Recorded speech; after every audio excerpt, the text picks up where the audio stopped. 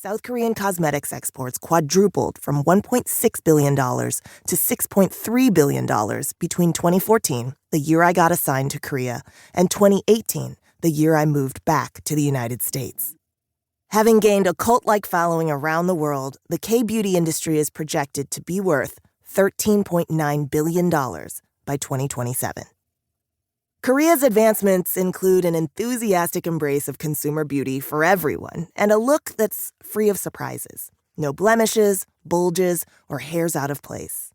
Equally embraced is support for the idea that digital filters can be less imperative if you perfect your look not with temporary cover-ups, but with a more permanent alteration of the canvas, the body itself.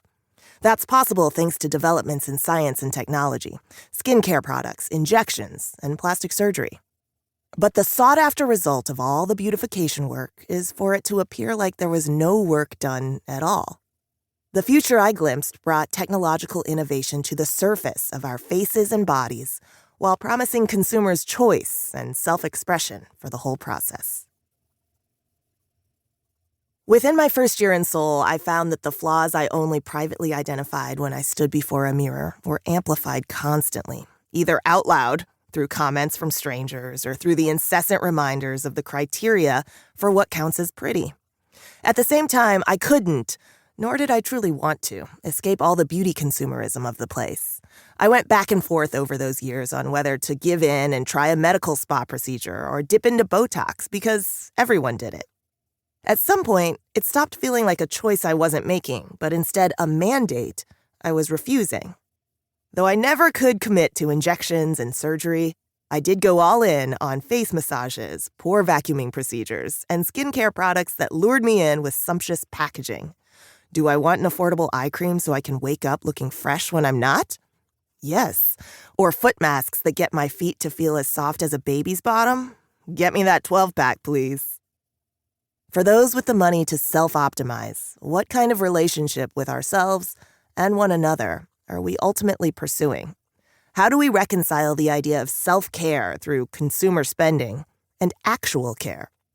As technology and medicine make it possible to be more beautiful, where do we draw the line on the work of improving our exteriors, especially when upgrades require upkeep? I wrestled with these questions for years and still do. But these pages reflect a shot at considering a topic that's overlooked as a transnational cultural force. It's a key lever in our relationships with ourselves and each other. South Korea, which rocketed to become a beauty product superpower, is a place where the dominance of the beauty industry and the dominance of an appearance standard feed off each other in an endless loop. But the pursuit of beauty is a tentpole of the modern female experience everywhere. It informs how we perceive ourselves and how we perceive others. Global consumers have nearly doubled their spending on beauty and personal care products and services in the past 15 years, as beauty has moved into a phase of total pop culture domination. Its impact on modern-day meritocracy, meaning-making, and the experiences of women, who bear the most pressure to look a certain way, deserves more examination and reflection. We've all become more aware of our appearances these days because we can't escape our digital reflections and the many options available to improve them. We've grown accustomed to Facetune and features like built-in skin smoothing, jaw narrowing, and eye enlarging that now come standard with social apps like Snapchat or TikTok. But living in Seoul made me hyper-aware of how I look and how others saw me on the surface. The availability and expectation of enhancements fuel an existing societal competitiveness in South Korea, where it seems the only way to boost social status is to spend more to become more attractive by industry-led, algorithm-fed standards.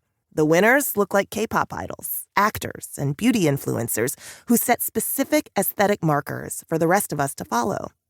Their choices in fashion, footwear, skincare, even their signature selfie poses are replicated in nanoseconds on the social web. They are so successful in exporting aesthetics thanks to the strength of Hallyu, the Korean cultural wave that's spread across the globe and become part of South Korea's public image. The influence of Hallyu carried K-beauty products, services, and surgeries along with it, as they promised to help people get ever closer to reaching the reigning beauty norms of the day.